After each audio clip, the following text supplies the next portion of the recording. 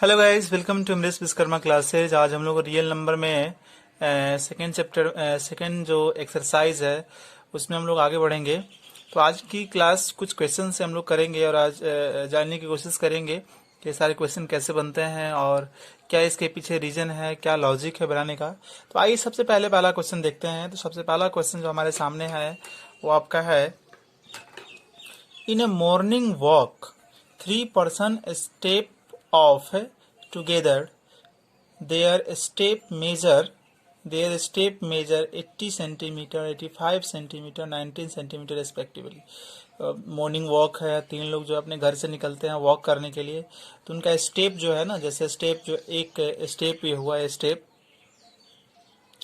हुआ एक स्टेप, पहला जो आदमी वो एक स्टेप लेते कितना लेता है, एक स्टेप में 80 सेंटीमीटर डिस्टेंस कवर करता है। और दूसरा जो आदमी है, पर्सन है, वो एक स्टेप में 85 सेंटीमीटर डिस्टेंस कवर करता है। और तीसरा जो है वो एक स्टेप में 19 सेंटीमीटर डिस्टेंस कवर करता है। ठीक है, तो बताना है कि मिनिमम डिस्टेंस बताइए, जो मिनिमम डिस्टेंस बताइए जो तीनों कवर कर सकता है पूरी की पूरी। इसका मतलब आपको एक ऐसा डिस्टेंस बताना है जो तीनों कवर कर सके, ये भी ये भी ये भी। इसका मतलब ये हुआ कि आप एक ऐसा डिस्टेंस बताइए जो ऐसा डिस्टेंस सोचिए मिनिमम जो होना चाहिए, जिसको ये भी डिवाइड कर सके, ये भी डिवाइड करता हो। कंप्लीटली कवर करने का मतलब यही हुआ कि वो डिस्टेंस को ये भी डिवाइड करे। अगर मान लीजिए कि हम कोई डिस्टेंस 100 मीटर सोच रहे हैं, तो 100 जो सोचे आपने डिस्टेंस, वो इससे भी डिविजल होना चाहिए, इससे भी और इससे भी। तो ये ऐसा जो कंसेप्ट होता है वो एलसीएम का कॉन्सेप्ट होता है। ठीक है ना। तो इसका मतलब कि इस क्वेश्चन में हमको एलसीएम निकालना है। तो हम लिखेंगे कि मिनिमम डिस्टेंस हम लिखेंगे कि मिनिमम डिस्टेंस जो हर एक व्यक्ति कवर करेगा, है ना, completely, that is equal to LCM of 80 और 85 और 90। एलसीएम क्यों निकाला गया? एलसीएम का आप जब डेफिनेशन देखेंगे तो वही होता है कि वो मिनिमम नंबर जो दिए गए नंबर से कंप्लीटली डिवाइडेड हो, एलसीएम होता है। तो वहां पर यही बात है कि एक ऐसा मिनिमम डिस्टेंस बताइए जो ये भी कवर कर सकता है, ये भी और ये भी, मतलब इससे इससे इससे तीनों से वो कंप्लीटली डिविजिबल हो। तो इसका मतलब एलसीएम का यहाँ कॉन्सेप्ट है। तो इसमें हम इस तरह से स्टेटमेंट लिखेंगे और एलसीएम निकालेंगे। और एलसीएम निकालने के बाद जो आंसर आएगा वो हमारा आलसीएम आया 12240 सेंटीमीटर। आप इसको मीटर में कन्वर्ट कर दीजिए तो 122 मीटर और 40 सेंटीमीटर। तो ये कंप्लीट आपका आंसर हो गया। अभी जो गाइस सेकेंड क्वेश्चन है, आइए इस क्वेश्चन को देखते हैं। ये काफी इंपॉर्टेंट क्वेश्चन है। तो एक क्या है, एक सर्कुलर पाथ है। ठीक है, तो एक सर्कुलर पाथ है, तो हम एक सर्कुलर पाथ यहाँ पर ले लेते हैं। एक सर्कुलर पाथ है, ऐसा एक सर्कुलर पाथ है और मैं यहाँ पर एक पॉइंट दे देता हूँ ए। एक सर्कुलर पाथ है, उस पर एक सोनिया और रवि, दो लड़का है, एक बॉयज एक गर्ल है, सोनिया रवि दोनों। इस सर्कुलर पाथ का एक चक्कर लगाने में सोनिया को कितना टाइम लगता है? सोनिया को टाइम लगता है 16 मिनट। और रवि को कितना टाइम लगता है? रवि को 20 मिनट। यानी कि एक कंप्लीट चक्कर लगाने में, राउंड कंप्लीट करने में सोनिया लेती है 16 मिनट और रवि लेता है 20 मिनट। सही है। Suppose date the both start at the same point. Suppose कीजिए कि सोनिया और रवि दोनों ए से चलना शुरू करते हैं और सेम डायरेक्शन में, दोनों यहीं से चलना शुरू करते हैं और दोनों एक ही डायरेक्शन में चलना शुरू करते हैं। बट एक को पूरा करने में समय लगता है 16 मिनट और एक को पूरा करने में 20 मिनट। तो सानिया को कम लगता है, इसका मतलब सानिया तेज चल रही है। रवि को ज्यादा लगता है, मतलब रवि जो है सानिया के तुलना में कम तेज चल रहा है। ठीक है, तो क्वेश्चन जहां तक समझ में आई होगी। फिर गाइस आपसे पूछ रहा है कि अगर दोनों यहाँ से चलना शुरू करें, तो देखो सोनिया फास्ट चल रही है तो सोनिया यहाँ आएगी, रवि कुछ पीछे रहेगा यहाँ पर। तो ये दोनों यहाँ चलना शुरू किए, ये फास्ट चल रही है तो आगे रहेगी, ये रवि पीछे रहेगा। अब बताओ कितनी देर बाद दोनों एक दूसरे से मिलेंगे, है ना। कितनी देर बाद दोनों एक दूसरे के मिलेंगे, मतलब दोनों एक दूसरे के साथ हो जाएंगे। मिलने का मतलब यही हुआ ना। तो जब भी ऐसा क्वेश्चन आएगा गाइस, तो आप ध्यान दीजिएगा कि क्या कॉन्सेप्ट होना चाहिए। तो इसको हम दो तरह से बनाने की कोशिश किए हैं। हम इसको पहले इस तरह से एक्सप्लेन करेंगे, जैसे सोनिया ये रवि, यहाँ राउंड लिखा हुआ, first round, second round, third round, fourth round ऐसे, और नीचे टाइम लिखा हुआ। तो सोनिया की बात करते हैं। सोनिया एक राउंड कितने टाइम लेती है? 16। तो 2 राउंड 62, 3 राउंड 48, 4 राउंड और 5 राउंड, ऐसी इस तरह से मैंने 10 राउंड तक निकाल लिया। 10 राउंड कंप्लीट करने में सोनिया को लगेगा 160 मिनट। रवि एक राउंड जो है वो 20 मिनट में करता है, तो 2 राउंड 40। फिर इसी तरह से मैं इसका भी 10 राउंड निकाल लिया, तो 2। अब बताओ कि अब देखो कि इसमें कॉमन कहाँ पर, ये कॉमन है 160 इसमें कॉमन हुआ, ठीक है ना। तो इसका मतलब कि सबसे छोटा कॉमन यही होगा, सबसे लोवेस्ट कॉमन यही होगा, ठीक है ना। तो आप एलसीएम का कॉन्सेप्ट जानते हो कि लोवेस्ट कॉमन मल्टीपल, ये सबसे कॉमन ये हुआ। इसका मतलब ये हुआ कि रवि और सोनिया जब सर्कुलर पाथ पर चलेंगे तो 160 मिनट बाद वो एक दूसरे से मिल लेंगे, दोनों एक साथ में हो जाएंगे, ठीक है ना। ये कॉमन टर्म है, मिनिमम कॉमन टर्म यही है, इसके बाद भी कॉमन टर्म आएगा बट मिनिमम यही है। इसका मतलब कि 160 मिनट बाद दोनों एक दूसरे के पास आ जाएंगे। यानी कि आप ध्यान दीजिए कि यहाँ से चलना शुरू किया तो पहले सोनिया आगे रहेगी, रवि पीछे, बट चलते चलते जो है ना 160 मिनट के बाद दोनों सामने हो जाएंगे, आमने सामने, मतलब बराबर आ जाएंगे, मिल लेंगे। तो कितना टाइम लगेगा उसके लिए, 130 मिनट लगेगा। तो गाइस जिस तरह से हमने देखा कि 10 राउंड सानिया 10 राउंड कर लेती है, तो रवि कितना राउंड किया अभी, रवि जो है 8 ही राउंड किया, ठीक है ना। 10 राउंड और 8 राउंड, तो 10 राउंड ये पूरा करती है और 8 राउंड पूरा करती है, तो उसी समय दोनों की भेंट होती है और उस समय कितना टाइम लगता है, 160 मिनट। ऐसे भी आप देखिए कि जब भी ऐसा क्वेश्चन आपसे पूछा जाए कि एक सर्कुलर पाथ है जिसमें 2 बच्चे 3 बच्चे साथ में घूम रहे हैं एक ही टाइम में और एक ही डायरेक्शन में मूव कर रहे हैं, तो अगली बार वो कब साथ मिलेंगे, तो डेफिनेटली ऐसे क्वेश्चन में आप एलसीएम निकालिएगा, और एलसीएम निकालिएगा तो जो आपका एलसीएम होगा वही आपका आंसर होगा। तो हम सेकंड मेथड से ऐसे भी कर सकते हैं कि time taken by them to meet equal to LCM of 16 and 20, और आपका 120 वो आएगा। सो जो है इस तरह से इसका एलसीएम निकालेंगे गाइज और आपका वो आंसर हो जाएगा।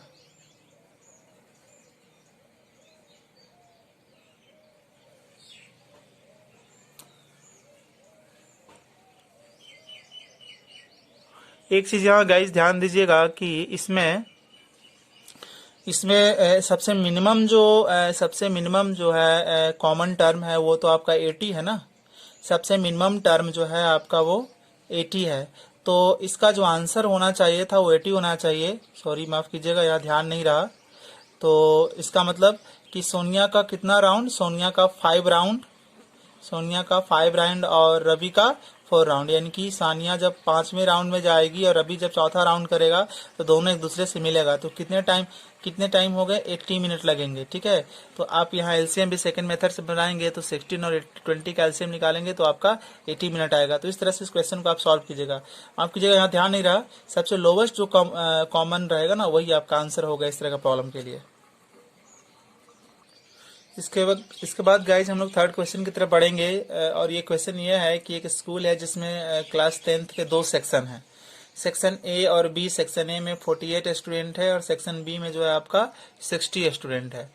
तो आपको बताना है लिस्ट नंबर ऑफ बुक्स, किताब मंगवानी है, कम से कम किताब मंगानी है लाइब्रेरी में, स्कूल की लाइब्रेरी में कम से कम किताब मंगानी है, जिससे कि बुक जो है स्टूडेंट सेक्शन ए के स्टूडेंट और सेक्शन बी के स्टूडेंट के बीच में बराबर बराबर बांटी जा सके। यहाँ और लिखा हुआ है, एंड मत समझिएगा, ठीक है।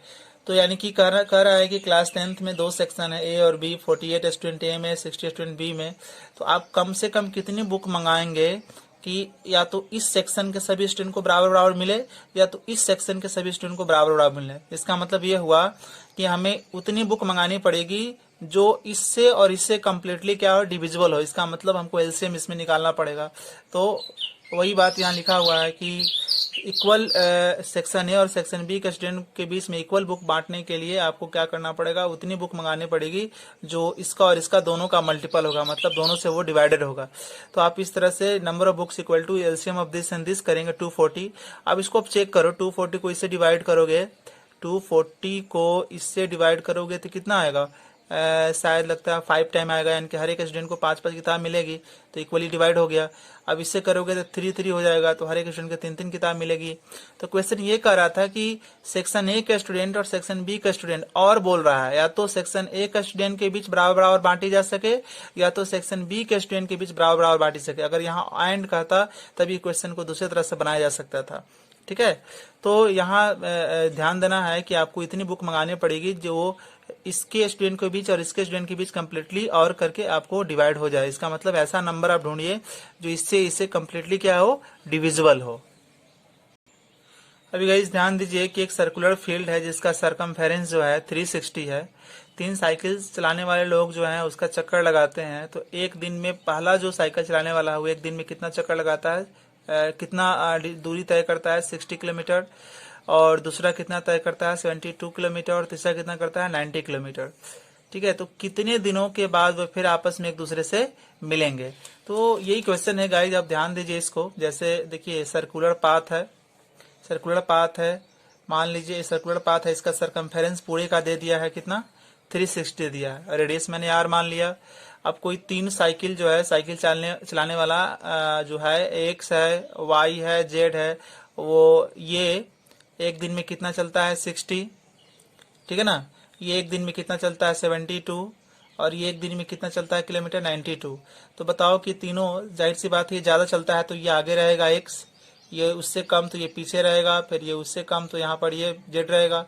अब ये चलेंगे चलेंगे, कितने समय के बाद एक ऐसा भी टाइम आएगा कि तीनों साथ में आ जाएंगे, बराबर आ जाएंगे, तीनों मिल जाएंगे एक दूसरे से, वही बताना है आपको।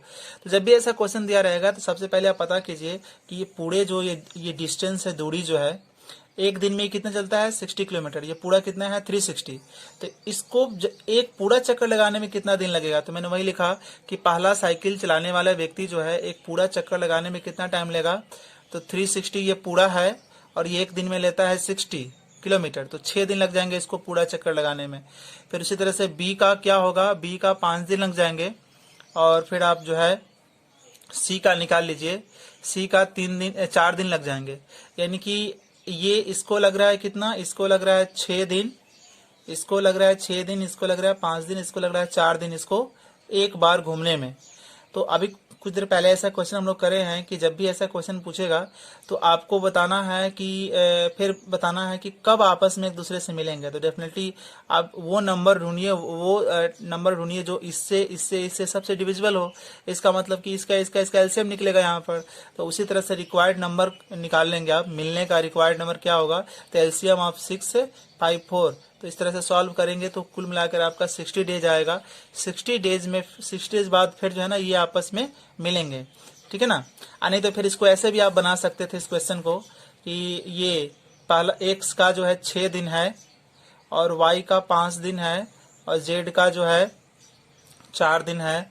तो अगली बार जब सर्कल घूमेगा तो 12 होगा, फिर अगला 18 होगा, फिर अगला जो है 24 होगा, फिर ये 10 होगा, 15 होगा, ऐसे आगे बढ़ो। और आगे बढ़ने पर जो पहला कॉमन टर्म होगा वो 60 होगा, वही आप।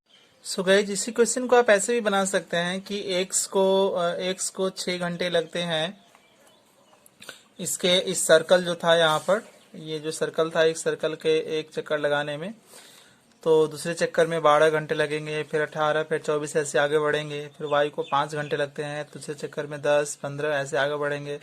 जेड को 4, तो अगले के लिए 8, फिर 12, फिर 12 हो गया, 16 ऐसे बढ़ेंगे। तो जो फर्स्ट कॉमन टर्म होगा ना वही आपका एलसीएम होगा, और वही आपका आंसर हो जाएगा। तीनों में एक जैसा जो टर्म आएगा तो 60 आएगा। तो ऐसे भी बना सकते हैं, इस तरह से भी आप बना सकते हैं प्रॉब्लम को। अब इसी से रिलेटेड एक और हम लोग प्रॉब्लम करेंगे, बट इसमें सर्कल का मेंशन किया हुआ है। इसमें सर्कल की जगह जो है आपको एक रेक्टेंगल दिया हुआ है, ठीक है ना। तो क्वेश्चन क्या है, 4 का ये बी है, वो 4 का ए था ऊपर, ये 4 का बी। इसमें क्या है कि एक रेक्टेंगुलर फील्ड है, ठीक है ना। एक रेक्टेंगुलर फील्ड है जिसका डायमेंशन है 100 इंटू 80 मीटर, यानी कि एक रेक्टेंगुलर फील्ड है। ये 100 मीटर का है, ये 80 मीटर का है। फिर 3 साइक्लिस्ट हैं, मान लीजिए 3 साइक्लिस्ट हैं, एक्स वाई जेड। अब 3 साइक्लिस्ट जो है यहाँ पी से चलना शुरू करते हैं, और चलना शुरू करते हैं। तो एक जो है एक्स जो है आप ध्यान दीजिए, वो 1 मिनट में चलता है 24, और जो वाई है वो 1 मिनट में चलता है 30 मीटर, और जो जेड है वो 1 मिनट में चलता है 36। तो अगर वो, यानी कि देखो ये 1 मिनट में 24 मीटर चलता है, ये 30, ये 36, यानी कि अगर आप इसको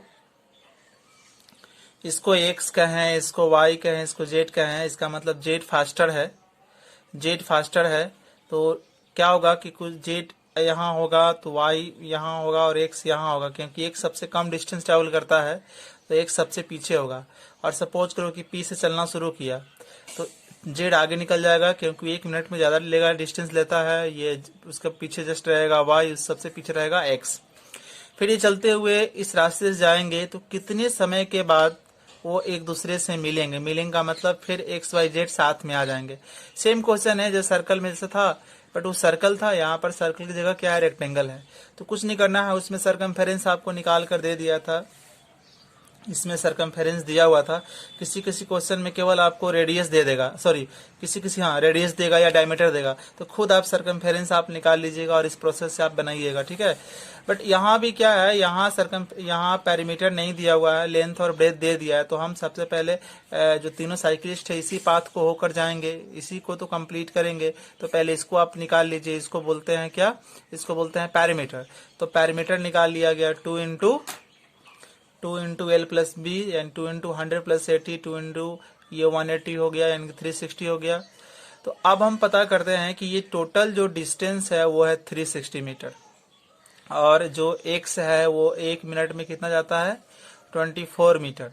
तो पता कीजिए कि एक मिनट में वो जाता है 24, तो इस पूरे को कंप्लीट करने में कितना लगेगा, तो 360 में 24 से डिवाइड कर दीजिए तो 15 मीटर। फिर इसी तरह से सेकंड साइकिल सवार है उसका निकाल लीजिए तो 12, और थर्ड साइकिल सवार है उसका निकाल लीजिए तो 10। उसके बाद कितना टाइम लगेगा, फिर वो कब मिलेंगे, तो उस चीज को पता करने के लिए वो कब मिलेंगे दोबारा, इसका मतलब एक ऐसा टाइम ढूंढिए जो 15, 12 और 10 तीनों से डिविजिबल हो। इसका मतलब यानी कि हमें एक लोवेस्ट मल्टीपल पता करना है, इसका मतलब एलसीएम हम निकालेंगे। तो एलसीएम निकालेंगे, एलसीएम ऑफ 15, 12, 10 और ये जो आया उसका, तो जो आया ये 60 मिनट, यानी कि 60 मिनट के बाद ये जो है एक्स वाई जेड फिर से आकर मिलेंगे साथ में। तो गाइस ये सर्कल वाला प्रॉब्लम के जैसा ही था ये भी। तो अगर अब यहाँ पर स्क्वायर दे दे तो आप तब भी उसी तरह से आप बनाइए इसको। अभी क्वेश्चन 5 की तरफ बढ़ते हैं। क्वेश्चन 5 में क्या है कि 7 बेल हैं, 7 घंटी है जो बजती है। पहली घंटी हर एक 2-2 मिनट पर बजती है, दूसरी घंटी हर एक 3-3 मिनट पर बजती है, और अगली तीसरी घंटी जो है हर एक 4-4 मिनट पर बजती है। तो इसी तरह से सभी घंटी जो है हर एक चौथी घंटी जो है हर एक 6-6 मिनट पर बजती है। तो कुल मिलाकर 7 घंटी हैं। अगर मान लो कि वो जो है अभी यहाँ पर अभी एक बार बज गए साथ में, है ना, अभी सभी घंटी साथ में बजे, तो अगली बार साथ में कब बजेंगे, ये क्वेश्चन पूछ रहा है, ठीक है ना। अगला कह रहा है कि अगर मान लिया जाए कि वो सुबह में सभी घंटी साथ में बजे, सुबह में सभी घंटी ने साथ में सभी घंटी बजी, तो अगली बार कब कितने समय पर वो सभी घंटी दूसरी बार बजेगी। इसका मतलब आपको एक ऐसा नंबर टाइम ढूंढो जो सभी से डिविजिबल हो, ठीक समझ गए ना।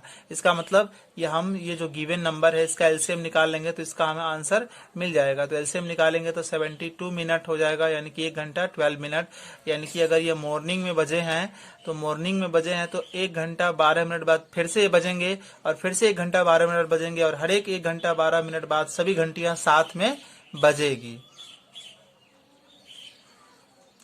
कहीं अभी ऊपर में जो क्वेश्चन आप देखे थे उसी में कुछ ऐसा भी कह देगा कि मान लो कि सभी घंटियां सुबह 5 बजे बजी है, तो अगली बार कब बजेगी। तो अगली बार कब बजेगी, तो आपने पिछले वाले जो क्वेश्चन नंबर 5 था उसमें आपने क्या निकाला है, उसमें निकाला है कि घंटी जो है 1 घंटा 12 मिनट पर बार बार बजती है।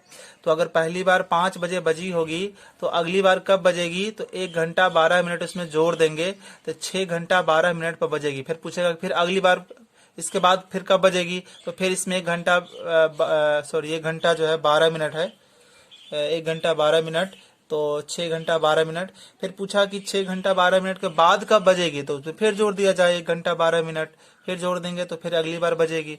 फिर अगली बार और कब बजेगी, तो हर एक बार 1 घंटा 12 मिनट जोड़ते जाइए तो उतनी बार आपको मालूम चल जाएगा कि ये कब कब बजती जाएगी।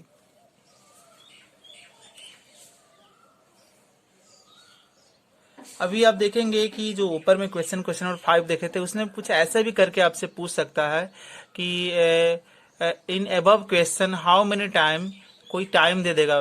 जैसे यहाँ क्वेश्चन दिया हुआ है कि 360 मिनट में घंटियां कितनी बार बजेगी, नंबर ऑफ टाइम्स पूछ रहा है, ठीक है ना, कितनी बार बजेगी। तो नंबर ऑफ टाइम्स पूछ रहा है तो आप सीधे ऐसे याद रखिएगा कि नंबर ऑफ टाइम्स निकालने का फॉर्मूला हो गया, आप याद रखेंगे गिवन टाइम्स बाई